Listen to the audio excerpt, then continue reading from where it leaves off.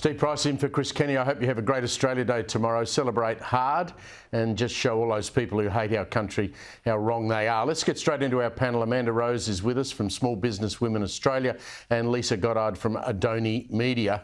Let's start with the Captain Cook statue, 100-year-old statue.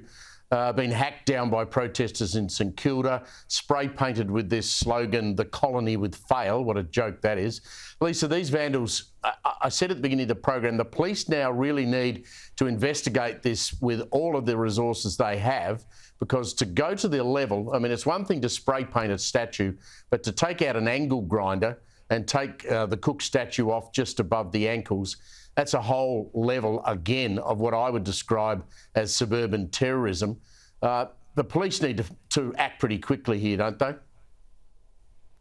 Well, I'm surprised they weren't acting faster last night. You can't tell me that that was a quiet crime at all. You're using an angle grinder on a statue. But you're right, it's absolutely disgusting, it's appalling, and I'm sick to death of living in a country where we have to feel embarrassed to be proud of what this country stands for. You know, in a corporate world where I work, you've got corporates, executives questioning now, can they put a post out on social media to say Happy Australia Day? Now, you go back just even 5 years ago, it was stock standard that companies, small businesses, would all proudly say Happy Australia Day. There'd be the photographs out there of the thongs on the beach, but not now. It is a serious question that's being asked in boardrooms because there are repercussions. And that is just a sad, sad indictment of where we are. And what do we now need to look at? We know that these statues are going to be targeted. Is it a case that police now have to patrol them on the eve of Australia Day, never mind on Australia Day? What happened to the cockroach races and the celebrating of what we are and being on the beach for the day? Yeah, you're quite right. And Amanda, Elisa's right. I mean, I think we celebrate Australia Day harder in the regions, in country Australia, than we do in the major capital cities, where, we're pestered by the hard green left who come out and march up and down the street calling it Invasion Day and linking it all to Palestine. I mean, when I was growing up, I grew up in Adelaide, and so Australia Day was just a long weekend. Sydney's the centre of Australia Day and still celebrates it well. But down here in Melbourne, it's basically just a day off. Nobody does anything. Whatever happened to great patriotism and being proud to be an Aussie? It's just simple respect. I mean, we live in the greatest country in the world, I believe. And what's interesting is your point about the regions that celebrate Australia Day more. I wonder if people know that without the regions, we wouldn't have food.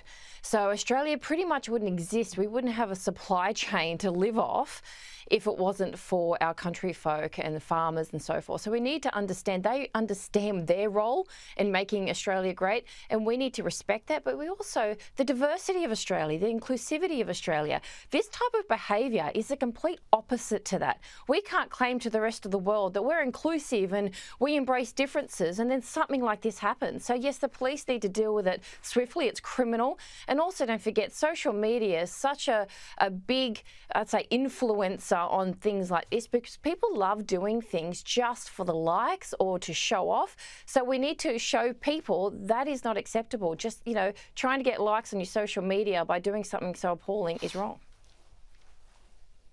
Yeah, look, Amanda, I heard on radio today, and look, you're the voice of small business for women around Australia, and I think small business does a better job at still being patriotic and showing that Australian spirit than what the woke big corporates do, who directors seem, as Leisa just said, afraid to say anything. But I heard on radio today that a Salvation Army, one of those Salvation Army op shops, they had a whole bunch of Aussie memorabilia stuff. They had it in the window as recently as a week ago, but when someone turned up at the shop today, it was on a table out the back. You can only presume the salvos were worried that someone was going to put a brick through the window. Well, what's interesting is your point about the small business. And, small businesses hold up the country. 96% of businesses are small business, and they pay an enormous amount of taxes to keep this country going. Large companies have a lot of lawyers and accountants to avoid paying a lot of tax in this country. So really, I'm not interested in what big companies even decide to do at all. And I like the fact that people are using their voice and their money to say, no, we don't agree with it. So go and support the small business. Go and support Ronnie's, who's actually selling Australian Day merchandise. Support them over the larger ones who are ignoring them.